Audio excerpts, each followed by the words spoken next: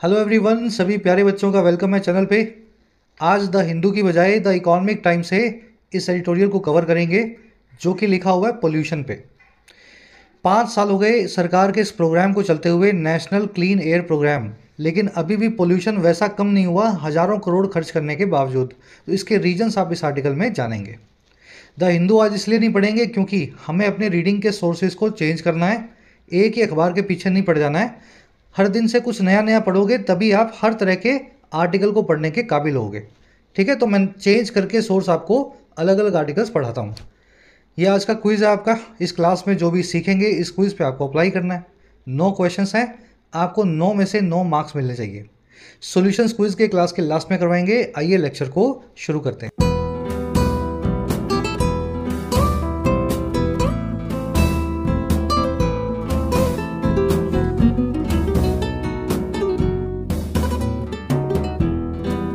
चलिए, कह रहा है 5 years of hazy pollution mitigation. देखिए, 5 years यानी 5 साल, पोल्यूशन यानी प्रदूषण, मिटिगेशन यानी किसी चीज़ को नरम बनाना, नरमाई लाना, किसी चीज़ की तीव्रता को, इंटेंसिटी को कम करना। और हेजी का मतलब होता है जो अनक्लियर हो, धुंधला हो, फॉगी हो, ऑब्सक्योर हो। कह रहा है जी 5 साल हो गए हैं पोल्यूशन मिटिगेशन के, जो बड़े हेजी निकले हैं। 5 साल से हम पोल्यूशन को मिटिगेट करने की कोशिश कर रहे हैं, लेकिन बड़ा धुंधला धुंधला हुआ है जो भी काम हुआ है। साफ क्लियरली कुछ भी हमें डेवलपमेंट दिखाई नहीं दी है। अनक्लियर सा मिटिगेशन हम कर पाए हैं। समझ पाए इस बात को? हेज क्या होता है? हेज का मतलब होता है कोहरा। हेजी यानी धुंधला, कोहरे जैसा। इसको नेबुलस भी बोलते हैं। बहुत ही प्यारा वर्ड है। अनक्लियर सी चीज़ों के लिए यूज़ होता है नेबुलस, और इसका बिल्कुल उल्टा है क्लियर और प्रिसाइज। अब ये जो मैंने आपको बताया, यही क्वेश्चन आपको एसएससी ने पूछा हुआ है आज से कुछ साल पहले। ठीक है, तो सुनते जाया करो, और कुछ दिमाग में बैठे तो उतना बैठाओ, और नोट्स बने तो और भी अच्छा है। नेबुलस का मतलब है धुंधला, प्रिसाइज और क्लियर का मतलब है साफ साफ और क्लियर। चलिए आगे बढ़ेंगे टाइटल पैराग्राफ पे। कह रहा है in order to ensure clean and breathable air, cities must identify the origins of pollutants and formulate a strategy to combat pollution। कह रहा है जी इंश्योर करने के लिए, इन ऑर्डर टू का मतलब क्या होता है? इस काम को करने के लिए। इंश्योर करना, पक्का करना, सुनिश्चित करना। कह रहा है जी सुनिश्चित करने के लिए, पक्का करने के लिए, साफ और ब्रीथ किए जा सकने वाली या सांस में लिए जाने सकने वाली हवा को, कह रहा है ऐसा सुनिश्चित करने के लिए हमारी जो सिटीज़ हैं, जो शहर हैं, उनको एक काम करना होगा जो है आइडेंटिफाई करने का, पहचान निकालने का। और किसको? ओरिजिन्स को, सोर्स को, सभी पॉल्यूटेंट्स के। कौन सा पॉल्यूटेंट कहाँ से आता है, उसके ओरिजिन को हमारे सिटीज़ को निकालना पड़ेगा ढूंढ के। और साथ में फॉर्मुलेट करना पड़ेगा, बनाना पड़ेगा एक स्ट्रेटजी या रणनीति को जो कॉम्बैट करने की है, पॉल्यूशन को लड़ने की है प्रदूषण से। तो अभी तो इस सिटीज़ को ये भी नहीं पता कि पॉल्यूशन हो कहाँ से रहा है। मान लीजिए, एग्जाम्पल दे रहा हूँ, मान लीजिए आप ग्वालियर चले गए, तो ग्वालियर की नगर पालिका को ये पता नहीं है कि ग्वालियर में अगर हवा ख़राब होती है सर्दियों में, अगर ब्रीदेबल एयर नहीं होती है, तो उसका रीज़न क्या है। क्या वहाँ पे चलने वाली बाइक्स हैं, या मोटर व्हीकल्स हैं, ट्रक्स हैं, या वहाँ का एयरपोर्ट है, या फिर वहाँ की इंडस्ट्री है। तो ये सारे ओरिजिन्स पहले इनको, हर सिटी को खुद के पता करने हैं, और फिर उसके हिसाब से स्ट्रेटजी बनानी है हवा को साफ रखने की। बात का मीनिंग समझने की कोशिश करो, सीधे पढ़ के निकल जाना और इसका ट्रांसलेट कर देना, फिर आप आगे चले जाओगे और पिछला भूल जाओगे। समझ पाए मेरी बात को? ठीक है ना? तो हर चीज़ को आपको एक स्टोरी में फिट करना होता है। सिटीज़ आपका सब्जेक्ट है, और 2 वर्ब्स है इसकी। मस्ट आइडेंटिफाई पहली वर्ब, और मस्ट फॉर्मुलेट दूसरी वर्ब। मस्ट यहाँ पे हेल्पिंग वर्ब है, मॉडल वर्ब है, दोनों वर्ब्स के साथ में कनेक्टेड है। पॉल्यूटेंट्स यानी प्रदूषक, जो पोल्यूशन फैलाता हो। कॉम्बैट करना यानी लड़ना। चलिए आगे बढ़ेंगे। जल्दी से इस आर्टिकल की वोकैब पर नज़र डालते हैं। सारे मोटे जो वर्ड हैं एक साथ देखो, ताकि आप इसको स्मूथली पढ़ सको। साथ ही योर इंग्लिश ट्यूटर आपकी अपनी एप्लीकेशन, ज़रूर से इसको डाउनलोड करें। कमेंट सेक्शन में ऐप का लिंक रखा गया है। ऐप का ऑब्जेक्टिव है आपके एग्जाम्स के लिए एक्स्ट्रा क्लासेस, एक्स्ट्रा कोर्सेज। जैसे राइटिंग का कोर्स है ऐप पे, जिसमें आप राइटिंग सीख सकते हैं, इंग्लिश में लिखना सीख सकते हैं लगभग 50 आवर्स में। किसी भी एग्ज़ाम का डिस्क्रिप्टिव इस कोर्स से आप कवर कर सकते हैं। ऐप पे कोर्स अवेलेबल है। उसी तरीके से आपको यूपीएससी का कोर्स मिल जाएगा। माइग्रेशन कोर्स है, जिसमें यूपीएससी के सारे एस्पेक्ट्स कवर्ड हैं, और आप किसी भी मीडियम से इंग्लिश के अंदर माइग्रेट कर सकते हैं यूपीएससी के लिए। इसमें सी सेट से लेकर के answer writing, descriptive writing, everything is available in the course. इसी तरीके से आपको बैंकिंग और एसएससी के भी कोर्स मिल जाएंगे, जिनमें बैंक और एसएससी के सभी वैरायटी ऑफ क्वेश्चंस को आपको प्रिपेयर करवाया जाता है। जिस भी कोर्स की नीड है आप उस पर क्लिक करें, जो प्राइस आपको दिखा रहा हो उस पर रखे हुए कूपन को अप्लाई करके प्राइस को रिड्यूस करें और फिर क्लिक करें आई एम इंटरेस्टेड बटन पे। और जैसे इस बटन पे आप क्लिक करेंगे आपको व्हाट्सएप और टेक्स्ट मैसेज के थ्रू पेमेंट लिंक मिल जाएगा। लिंक के थ्रू आप कोर्स को ज्वाइन कर पाएंगे। ठीक है, कोई क्वेरी हो तो ये नंबर है टीम का, इस पर आप व्हाट्सएप करके टीम से बात कर सकते हैं। चलिए वो कैब शीट है अपनी, टेलीग्राम से आप इसको डाउनलोड कर लेना, पीडीएफ के अंदर अवेलेबल है ना। पहला जो वर्ड है अपना वो है ईयर मार्क। ये वर्ड बना है गाय भैंसों से, जानवरों से, कैटल से। जब भी आपको सरकार से कोई गाय मिले तो उसके ईयर पे सरकार एक मार्क लगा के देगा, उसके कान में कुछ नथ डाल के, कोई स्टिकर, कोई धागा, कुछ भी ऐसी निशानी लगेगी कि वो गाय जो है या भैंस जो है आपको सरकार से मिली है। ऐसा नहीं है आप उस धागे को निकाल दें, भाई ये तो मेरी भैंस है, नहीं, सरकार ने आपको दी है, वो धागा उसके कान में रहेगा। कोई आदमी आपके घर भी आके देख सकता है कि वो धागे वाली भैंस आपके पास है या नहीं। समझ पाए इस बात को?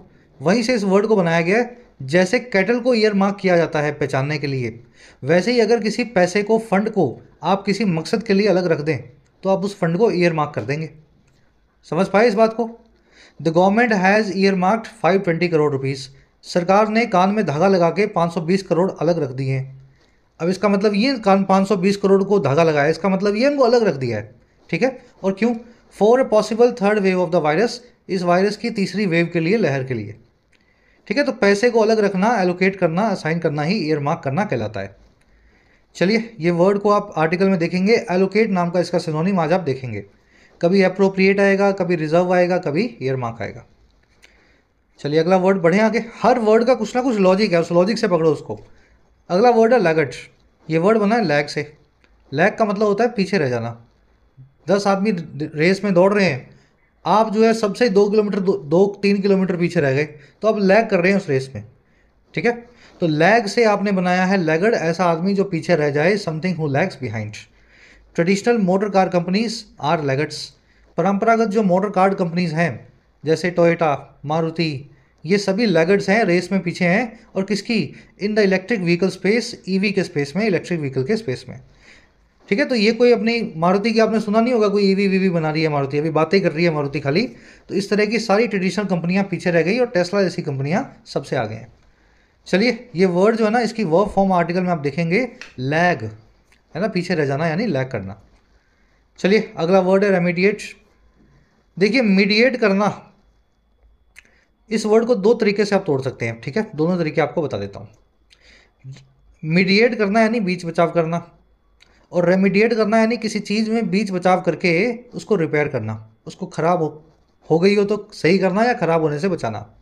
और दूसरा जो इसका सही तरीके से आप तोड़ोगे वो बनेगा रेमेडी नाम के वर्ड से। रेमेडी का मतलब होता है इलाज। सुना होगा ना आपने रेमेडी वर्ड, इलाज, किसी भी चीज़ का रामबाण। तो रेमेडी वर्ड जो है नाउन है, रेमीडिएट उसकी वर्ब फॉर्म है, किसी चीज़ का इलाज करना, रिपेयर करना, फिक्स करना। Laws on dowry and domestic violence remediate the harmful practices and abuses faced by married women. जो कानून है दहेज पे और डोमेस्टिक वायलेंस पे, घरेलू हिंसा पे, वो रेमीडिएट करते हैं, रिपेयर या फिक्स करते हैं उन खराब प्रैक्टिसेस को, खराब प्रथाओं को और अब्यूसेस को, गलत चीज़ों को जो फेस्ड होती है शादीशुदा औरतों के द्वारा, मैरिड वीमेन के द्वारा। You will see the word remediate in the article today. अच्छा, इसका सिनोनिम आप देखेंगे रेक्टिफाई। ठीक है, रेमीडिएट करना या रेक्टिफाई करना, अमेंड करना, रिस्टोर करना, किसी चीज़ में सुधार लाना, रेक्टिफाई नाम का वर्ड आर्टिकल में आएगा। चलिए अगला वर्ड अपने पास लूप होल। लूप होल होता है जी किसी चीज़ में कोई कमी। वैसे तो इस वर्ड के 2 मीनिंग्स हैं। पहला मीनिंग है एस्केप राउट, आपको पतली गली से निकलने का जो रास्ता मिलता है जब आप फंस जाते हो, उस पतली गली को अंग्रेजी में लूप होल बोलते हैं। ठीक है, और दूसरा होता है इसका मतलब कमी या डेफिशिएंसी। हमेशा बच निकलने का रास्ता आपको वहीं से मिलेगा जब किसी चीज़ की आपको कमी या वीकनेस दिखाई देगी। मैं आपको यूज़ करके दिखाता हूँ इस वर्ड को। Rich people often get away with their crimes. अमीर लोग जो हैं अक्सर गेट अवे हो जाते हैं, बच निकलते हैं अपने क्राइम्स के साथ, गुनाहों के साथ। और कैसे? यूज़ करते हुए लूप होल्स को लॉ के अंदर। अब दोनों ही मीनिंग आएंगे इसमें। लॉ के अंदर जो एस्केप रूट्स हैं उनको यूज़ करते हुए, या लॉ में जो डेफिशिएंसी है, कमी है, उसको यूज़ करते हुए। तो लूप होल एक ऐसा निकलने का रास्ता होता है, एस्केप रूट होता है जो कमी की वजह से हो, कमजोरी की वजह से हो। चलिए इसको शॉर्ट कमिंग भी बोलते हैं। Inadequacy, flow, lacuna, way out, lapse, सभी इसके सिनोनिम्स हैं। कभी कोई वर्ड कभी कोई वर्ड, है ना, बार बार ये रिपीट होते हैं आर्टिकल्स में। चलिए लास्ट है, सेकंड लास्ट वर्ड है अपना आज का, एक सेकंड, ऑगमेंट। अगर आप इंस्टाग्राम थोड़ा बहुत चलाते हो, ठीक है, आपने देखा होगा उस पर इंस्टाग्राम मॉडल्स हैं, वो लिप ऑगमेंटेशन, ब्रेस्ट ऑगमेंटेशन और हिप ऑगमेंटेशन का इस्तेमाल करती हैं। ऑगमेंटेशन का मतलब होता है किसी चीज़ में बढ़त लाना। लिप ऑगमेंटेशन में अपने होठों को वो बाबी डोल जैसा कर लेंगी। हिप ऑगमेंटेशन और ब्रेस्ट ऑगमेंटेशन में वो इम्प्लांट्स जो हैं, समझ गए ना, सिलिकॉन इम्प्लांट्स जैसी कुछ चीज़ें होती हैं, उनको ब्रेस्ट और हिप में डलवाती हैं ताकि बॉडी शेप जो है वैसी आए, डॉल के जैसी। समझ गए? ये ऑगमेंटेशन वर्ड अगर आपने वहाँ से सुना है तो बड़ा इजी है याद करना, नहीं सुना तो मैंने आपको एक नई चीज़ आज बता दी। ऑगमेंटेशन होता है चीज़ों में इजाफा या बढ़ावा। ये वर्ड बना है ऑगमेंट नाम की वर्ब से, किसी चीज़ के साइज़ को या इंटेंसिटी को बढ़ा करना, है ना, बढ़ाना। इसको मजबूत करना या पैना करना भी बोलते हैं ऑगमेंट करने को। चलिए, the government has failed to deliver its promise of augmenting the income of farmers. सरकार फेल कर गई है डिलीवर करने में, पूरा करने में अपने वादे को, जो है बढ़त लाने का, ऑगमेंट करने का किसानों की इनकम को, आमदन को। और ये सरकार ने काम किया है ट्रिगरिंग प्रोटेस्ट, ट्रिगर करते हुए हर तरफ से प्रोटेस्ट या प्रदर्शन, है ना। किसान इसीलिए बैठे हैं बॉर्डर पे क्योंकि उनकी मांग ये है कि हमारे 5 साल में कुछ पैसे वैसे इनकम जो है इंक्रीज नहीं हुई। तो ये ऑगमेंट नाम का वर्ड आप आर्टिकल में देखेंगे। अगर ये क्लास आप देख रहे हैं तो अपनी इंग्लिश की स्किल्स को ऑगमेंट करने के लिए देख रहे हैं, उनको मजबूत या पैना करने के लिए देख रहे हैं आप। चलिए लास्ट वर्ड है आज का, रेपोकशन। रेपोकशन होता है बैड कॉन्सिक्वेंसेस, बुरे परिणाम जो आगे से आगे निकले। काम तो आपने किया था गलत कोई 2020 में, लेकिन 2024 तक उसके अगर नतीजे भुगत रहे हो तो वो उसके रेपोकशंस हैं या इम्प्लीकेशंस हैं। कोविड-19 lockdowns have brought in severe economic repercussions for Sri Lanka. कोविड-19 के लॉकडाउन जो हैं वो लेकर के आए हैं बहुत खराब आर्थिक दुष्परिणामों को श्रीलंका नाम के इस देश के लिए। चलिए 5 वर्ड डिटेल में हो गए, शीट को ज़रूर डाउनलोड कर लेना टेलीग्राम से। कुछ अलग तरीके से याद करवाने की कोशिश कर रहा हूँ चीज़ों को। लॉजिक जो है मेरी टीचिंग का फाउंडेशन होता है ना। अपनी लर्निंग में लॉजिक का तड़का रखो, हर चीज़ आसान रहेगी। चलो अब एक समरी आपको देख किस बारे में लिखा हुआ है। देखिए, सरकार ने एक प्रोग्राम चलाया था 2019 में, NCAP इसका नाम है, और इसमें खूब सारा पैसा सरकार ने खर्चा किया, लगभग कितना, 10,000 करोड़, $1.2 बिलियन। लेकिन 5 साल में भी हवा जो है उतनी साफ़ नहीं हुई। आप दिल्ली में रहते हो, जयपुर में रहते हो, अहमदाबाद में रहते हो या बेंगलोर में रहते हो, हवा जो है आपको ख़राब ही मिलेगी, है ना। वो पार्टिकल्स जो होते हैं, PPA बोलते हैं उनको, बहुत ज़्यादा हवा में ख़राब जो है पोल्यूशन रहता है। अब ऐसा क्यों हुआ? 3 रीजन्स की वजह से। एक तो ये सरकार ने प्रोग्राम बनाया लेकिन इसमें मॉनिटरिंग नहीं की। स्टेट्स को और सिटीज़ को आज भी ये नहीं पता कि उनके शहर में पोल्यूशन हो कहाँ से रहा है ना। इतना भी इन्होंने जहमत नहीं उठाई स्टेट्स ने, राज्यों ने, कि इस प्रोग्राम को ठीक से इम्प्लीमेंट करें। और दूसरे भी कई रीजंस बताए हैं, वो नीचे आपको दिखेंगे, अभी उसके अंदर डिटेल में नहीं जाएंगे। और लास्ट में इस आर्टिकल में अप्रोच बताई गई है कि अब ये 10,000 करोड़ को कैसे वसूलना है। 2-4 चीज़ें कर लो ताकि ऐसा प्रोग्राम आपका जो है फेल हो गया प्रोग्राम, कैसे आप जो है फटाफट इसको थोड़ा सा इसमें रिजल्ट ला सकते हैं। ठीक है, लास्ट में सजेशंस आपको मिलेंगे। चलिए शुरू करते हैं आर्टिकल को। कह रहा है जी, 5 years after GOI launched the National Clean Air Program और NCAP, the results are a mixed bag। कह रहे जी 5 साल बाद जब गवर्नमेंट ऑफ इंडिया ने लॉन्च किया NCAP नाम के प्लान को, जो रिजल्ट्स निकल रहे हैं, नतीजे निकल रहे हैं, वो एक मिक्स्ड बैग है, मिला जुला सा मिक्सचर है। मिक्स्ड बैग क्या होता है? ऐसा थैला जिसमें चीज़ें मिक्स्ड हैं। आपने कभी हाथ डाला तो उसमें कोई बढ़िया सा फल निकल गया, कभी हाथ डाला तो उसमें से खाली पैकेट निकल गया, रैपर निकल गया बिस्किट का। अच्छी चीज़ें भी हैं, बुरी चीज़ें भी हैं, मिक्स्ड बैग। ठीक है, तो GOI ने लॉन्च किया, लॉन्च इसकी वर्ब है, रिजल्ट्स की वर्ब है आर। अब देखो मिक्स्ड बैग कैसे है, अच्छी बुरी चीज़ें कैसे हैं। कह रहे the programme is ambitious. Programme बड़ा ही महत्वाकांक्षी है, एम्बिशियस है, एस्पिरेशनल है। ख्वाहिशें बड़ी बड़ी हैं इस प्रोग्राम में। अब वो सारी ख्वाहिशें आपको बताएगा कॉलम लगा करके। A target of reducing pollutants in 131 cities by 40% from 2017 by 2026। Target है रिड्यूस करने का पॉल्यूटेंट्स को या प्रदूषण करने वाली चीज़ों को 131 शहरों में भारत के। और कितना कम करना है? 40% कम करना है, बाय 40%। और कहाँ से कहाँ तक? ये गिनेंगे 2014 से और ख़त्म करना है 2026 तक। ठीक है, तो 2017 से 17 में जो पोल्यूशन था वो 26 में जो पोल्यूशन हो, इन 9 सालों के भीतर 40% पोल्यूशन कम हो गया हो, ये इसका टारगेट है। प्रोग्राम की वो है इस बाय प्रपोजिशन आपको यहाँ पे एक डेडलाइन बता रही है कौन सा काम कब तक होना चाहिए, और यहाँ पे बाय प्रपोजिशन आपको बता रही है कमी कितनी आएगी। किसी भी चीज़ में कमी या इजाफा बताने के लिए बाय प्रपोजिशन का इस्तेमाल किया जाता है। मेरी सैलरी बढ़ गई 10%, my salary has increased by 10%। ठीक है, अब ये बाय प्रपोजिशन के सारे यूज आपको करवाएंगे, डिटेल में ग्रामर कॉन्सेप्ट है, एक बार थोड़ा फ्लो बनाओ फिर इस कॉन्सेप्ट पे वापस आएंगे। कह रहा है GOI signalled through NCAP that it recognised air pollution as a serious problem. GOI ने सिग्नल भी किया एनसीएपी के थ्रू कि ये रिकॉग्नाइज करती थी, पहचानती थी, आइडेंटिफाई करती थी एयर पोल्यूशन को एक गंभीर समस्या के तौर पे। ठीक है, जीओआई की वो है सिग्नल्ड, इट की वो है रिकॉग्नाइज्ड, इट आया of course for the GOI. अच्छा, फिर क्या किया जीओआई ने भाई? कह रहा है allocating around 10,000 crore was yet another sign that government meant business. कह रहा है जी एलोकेट करना, ईयर मार्क करना, कान में धागा डाल के साइड में रख देना लगभग 10,000 करोड़ रुपयों की रकम को, ये एक और साइन था, एक और निशान था कि सरकार मेंट बिजनेस करती थी, सरकार इस मामले में गंभीर थी। व्हेन यू मीन बिजनेस, इसका मतलब क्या है? आप सीरियस हैं, आप मजाक मस्ती नहीं कर रहे हैं, आप किसी काम में इन्वॉल्व है। तो मीन की सेकंड फॉर्म लगाई गई है मेंट, है ना, गवर्नमेंट मेंट बिजनेस। चलिए, एलोकेटिंग की वर्ब है वॉज, एलोकेट करना आपको मैंने बता दिया, अलग से पैसा रख देना साइड में किसी काम के लिए। कह रहा है yet it is the implementation that has lacked. कह रहा है फिर हुआ क्या? हुआ ये कि ये इम्प्लीमेंटेशन ही है, इस प्रोग्राम का अमलीकरण ही है जो कि लैग कर गया है, जो कि पीछे रह गया है, जो कि उतने रफ्तार से आगे नहीं बढ़ पाया। मन में बड़ी ख्वाहिश थी जीओआई के, बड़ा एम्बिशियस प्रोग्राम था, सब कुछ करना था, टारगेट्स भी थे, पैसा भी लगाया, लेकिन वही हुआ जो होता है इंडिया में, प्रोग्राम को इम्प्लीमेंट नहीं किया ठीक से और प्रोग्राम आज की डेट में एक फेलियर है। चलिए, इट की वर्ब है इज, दैट की वर्ब है हैज़ लैग्ड। लैग करना, पीछे रह जाना, किसी चीज़ में ट्रेल करना। कह रहे to get back on track and meet the goal set for the next 5 years GOI must revisit the way. कह रहा है जी दो कामों को करने के लिए, टू लगा के बता रहा है, दो कामों को करने के लिए। पहला काम है गेट बैक ऑन ट्रैक करना, फिर से ट्रैक पे आना, पटरी पे आना, और दूसरा काम क्या है? टू यहाँ भी फिक्स्ड है, लिखा नहीं हुआ, मीट करने के लिए, गोल्स को, सभी टारगेट्स को मीट करने के लिए, जो गोल सेट है अगले 5 सालों के लिए।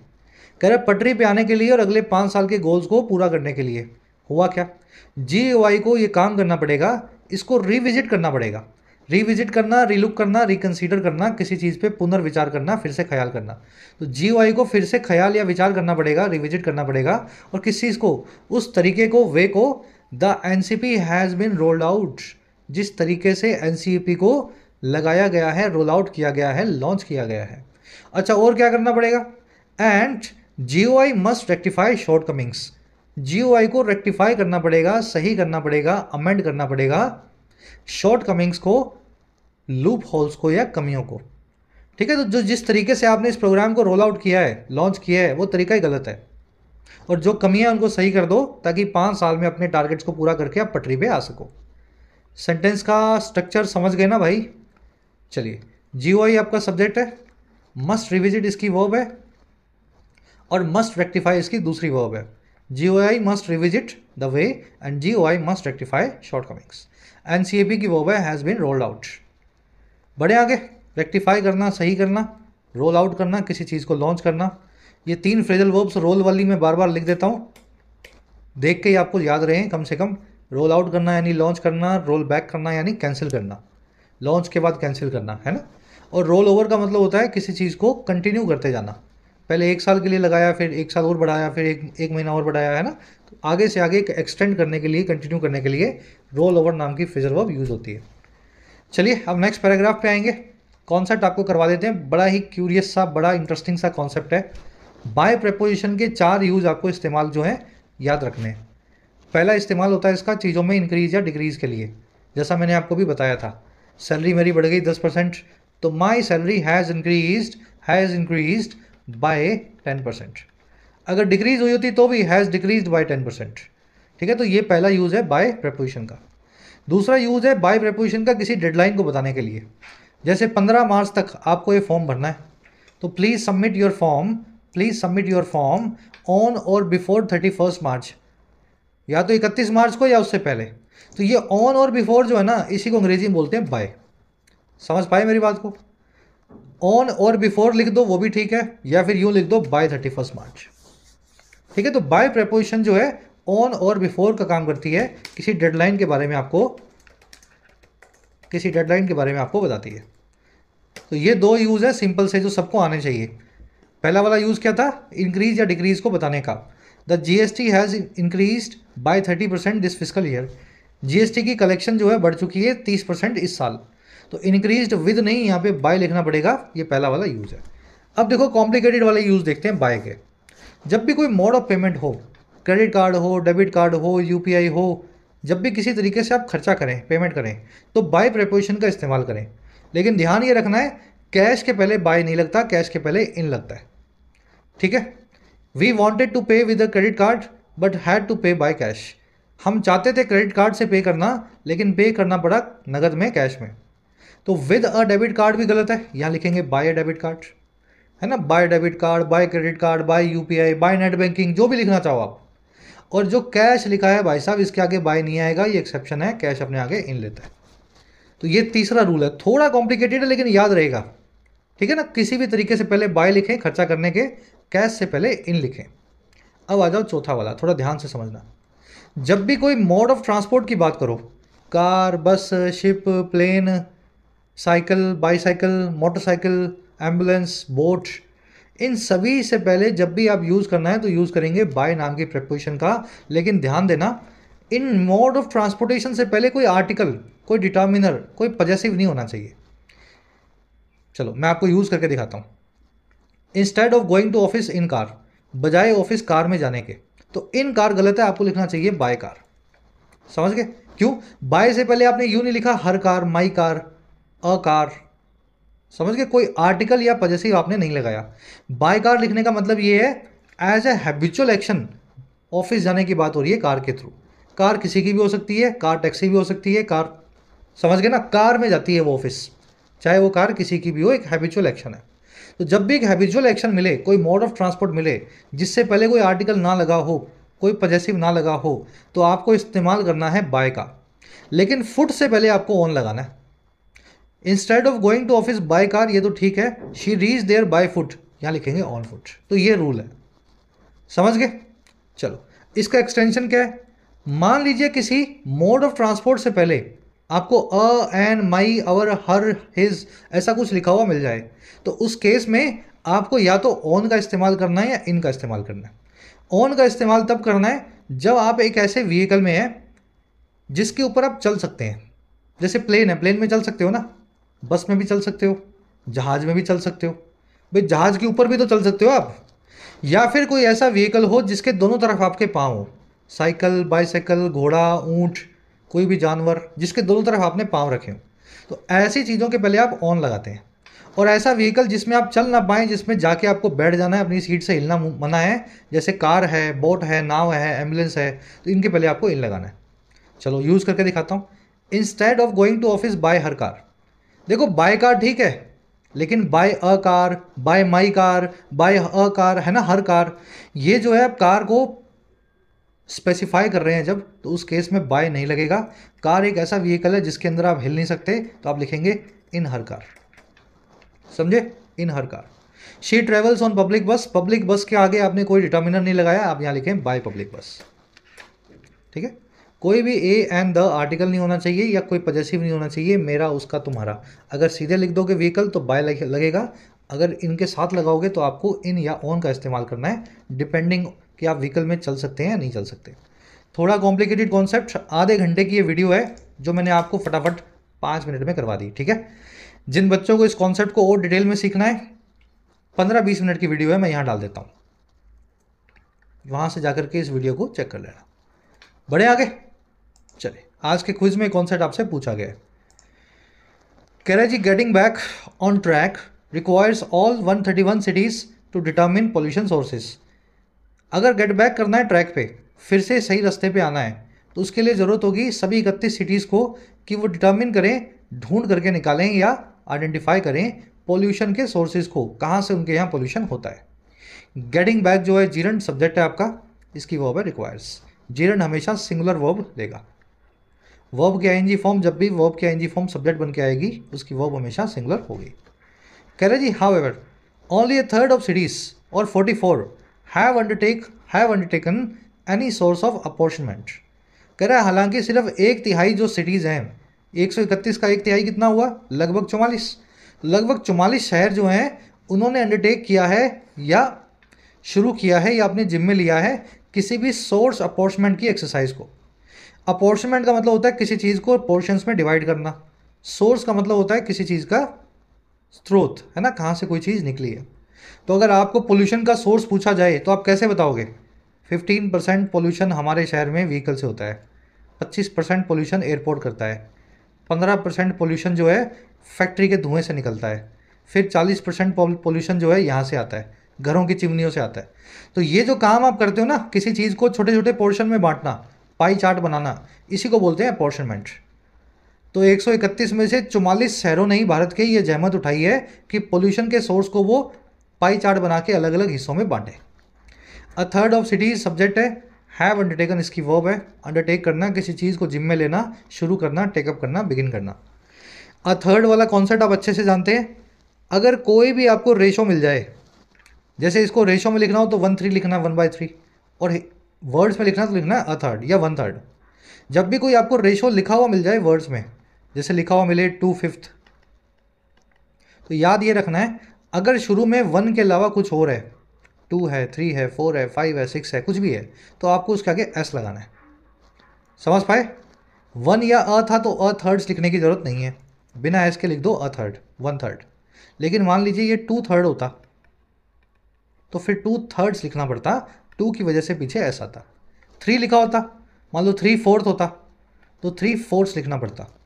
5 लिखा होता आगे तो 5/7 लिखना पड़ता।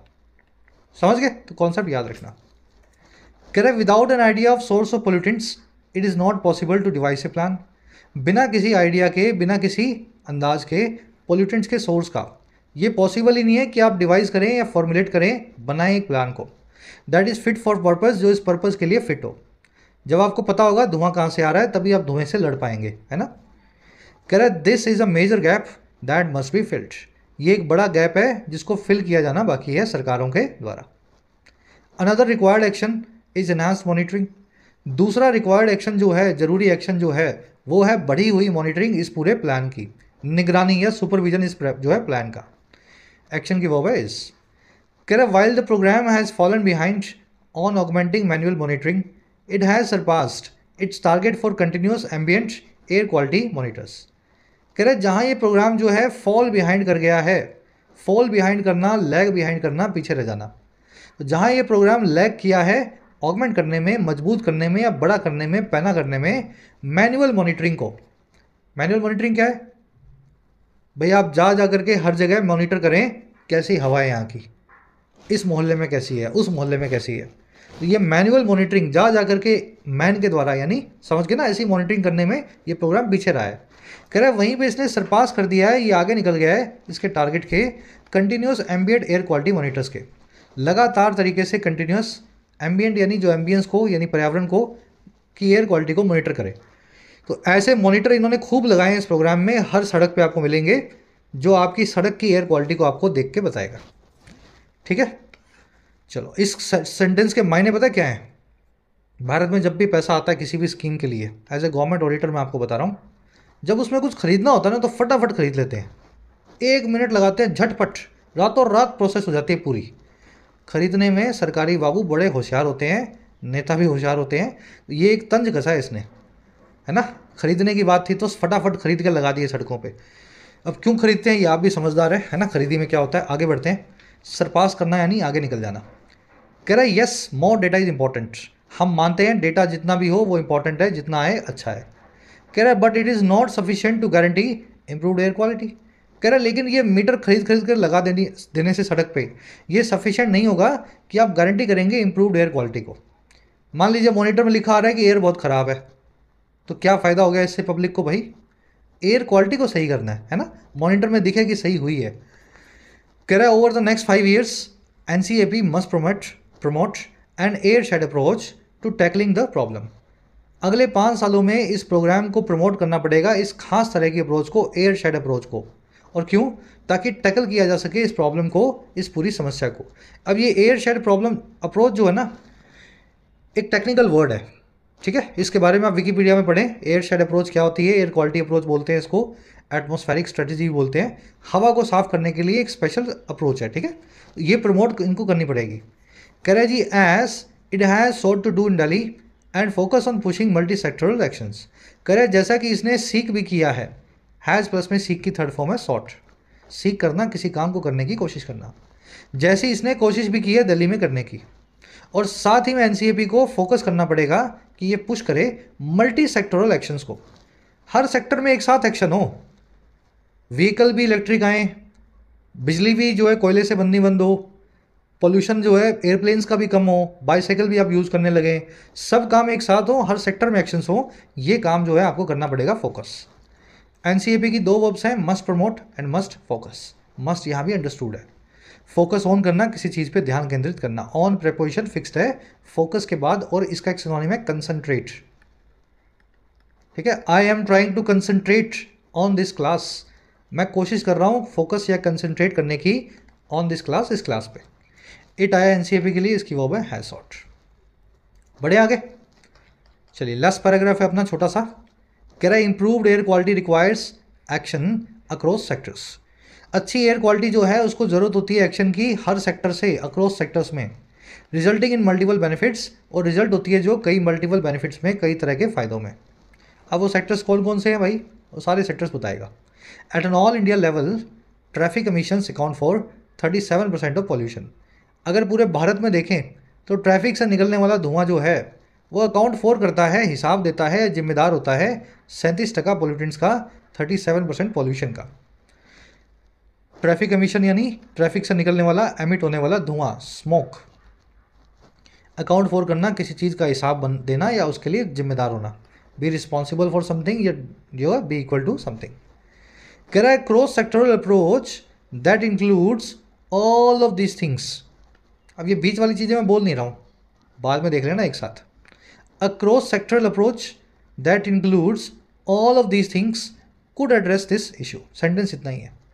कह रहा है अगर एक क्रॉस सेक्टरल अप्रोच आपने की, एक सेक्टर से दूसरे सेक्टर में क्रॉस करने वाली, हर सेक्टर को एक दूसरे से मिलाने वाली, कह रहा है ये अप्रोच जो है जिसमें ये सब चीज़ें, ये सारी तामझाम शामिल है, वो भी पढ़ लेंगे क्या है। कह रहा है वही अप्रोच ही है जो एड्रेस कर सकती है, सोल्यूशन ला सकती है, संबोधित कर सकती है इस जो है इशू को। समझ पाए सेंटेंस को? क्रॉस सेक्टर अप्रोच वर्ब है इसकी, कुड एड्रेस। दैट आया अप्रोच के लिए, दैट इंक्लूड्स, दैट की वर्ब है इंक्लूड्स। अब उसमें क्या क्या इंक्लूडेड है वो सब कुछ देख लो, और इस कोमा से कोमा तक लिखा हुआ है, मतलब यहाँ से लेकर के इस कोमा तक लिखा हुआ है। Putting in place and integrated mass public transport. Put in place करना, इस्टेब्लिश करना एक मिले जुले मास पब्लिक ट्रांसपोर्ट को। एक बस से उतरे, फिर एक मेट्रो में चढ़े, फिर लोकल पकड़ी, सब कुछ मिला हुआ हो, आपको अपने घर से गाड़ी निकालने की ज़रूरत ही ना पड़े। हर आदमी के लिए मास लेवल पे इंटीग्रेटेड पब्लिक ट्रांसपोर्ट हो, है ना, फास्ट आपको जो है पब्लिक ट्रांसपोर्ट मिले। और क्या? इम्प्रूव्ड फ्यूल स्टैंडर्ड्स, फ्यूल के स्टैंडर्ड्स इंप्रूव हों, अच्छे से अच्छा फ्यूल हम यूज़ करें, धुआं कम से कम निकले। अपटेक ऑफ ईवीज, अपटेक हो, कंजम्पशन हो, खरीदारी हो इलेक्ट्रिक व्हीकल्स की, बिजली से चलने वाली वाहनों की। इम्प्रूव्ड रोड्स, रोड्स अच्छी हों ताकि बार बार ब्रेक ना लगे, ज़्यादा से ज़्यादा माइलेज मिले और कम से कम धुआं निकले। रोड स्वीपिंग, रोड को अच्छे से साफ़ किया जाए जिससे गड्ढे वड्ढे पता लगे रोड में कहाँ है। मिट्टी होने की वजह से भी माइलेज कम होती है, रोड साफ़ होती है तो धुआं कम निकलेगा। And increase rate of non motorise options, increasing use of, increase करना यूज़ को या इस्तेमाल को बिना मोटर के या बिना इंजन के ऑप्शंस को, जैसे बाइसिकल और जिसमें इंक्लूडिंग है वॉकिंग। ये सब काम आपको करने पड़ेंगे।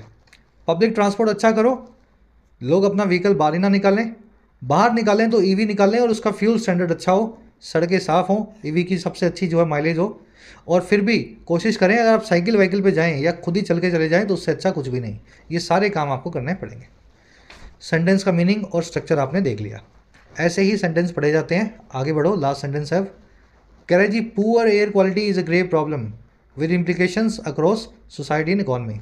खराब जो क्वालिटी है एयर की वो एक गंभीर समस्या है, अपने दुष्परिणामों के साथ, इम्प्लीकेशन रेपरकशंस के साथ, पूरे समाज और इकॉनमी के लिए, अर्थव्यवस्था और सोसाइटी के लिए।